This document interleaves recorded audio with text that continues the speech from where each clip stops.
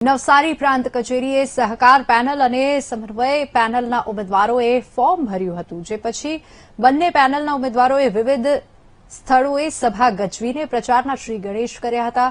આ ચૂંટણીમાં 130 કરોડનો ઇથેનોલ પ્રોજેક્ટ મુખ્ય કેન્દ્રબિંદુ બન્યો છે અને સમન્વય પેનલ આ પ્રોજેક્ટ નિષ્ફળ ગયો હોવાનો આક્ષેપ કરી રહી છે, જ્યારે સામે પક્ષે સહકાર પેનલના આગેવાનો પૂરા ડેટા અને અભ્યાસ સાથે આ આક્ષેપોનો જડબાતોડ જવાબ આપી રહ્યા છે.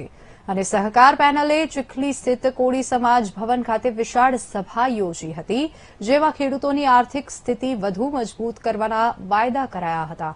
અને આ સામે પક્ષે સમન્વય પેનલ પણ સભાસદો વચ્ચે જઈ વર્તમાન શાસકોએ ખેડૂતોનું અહિત કર્યું હોવાના આરોપો લગાવી રહ્યા છે. અમિતભાઈ થોડાક મિસગાઈડ થયા છે, મને એવું લાગે પહેલા તો. અને બીજી વાત છે, આ 98 કરોડનો ટેન્ડર હતું, એવું નહીં તો 100 કરોડ રૂપિયા સુધીનો ડીપીઆર આવેલો. ડીપીઆર એટલે ડિટેલ પ્રોજેક્ટ રિપોર્ટ અને પ્લસ સિવિલ વર્ક. સ્પેક્ટ્રમ નામની કંપનીનો હજુ પણ કંડેરી સુગર ફેક્ટરીમાં એ છે, એમ જોઈ શકો છો. બીજી એક વીએસઆઈ એટલે વસંતદાદા સુગર ઇન્સ્ટિટ્યૂટનો એક ડીપીઆર આવેલો, જેની વેલ્યુ હતી 130 કરોડ પ્લસ સિવિલ વર્ક.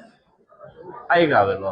અરે એવું જોઈ શકો છો. અને બીજું પછી ટેન્ડરિંગ કર્યું ને એની અંદર કર્યું કે આ વિથ સિવિલ વર્ક 98 કરોડની અંદર આ કામ પૂર્ણ જાહેર થયેલું છે. અને ત્યાર પછી અમે 80 લાખ લીટર જેટલું પ્રોડક્શનો કર્યું છે.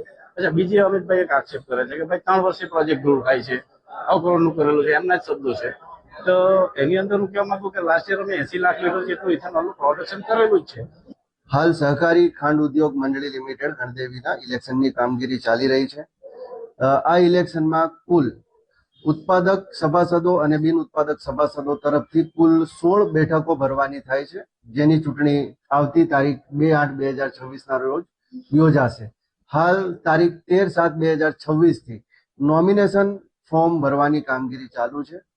આજ રોજ સુધી કુલ 37 ફોર્મ ઉમેદવારો તરફથી રજૂ કરવામાં આવ્યા છે.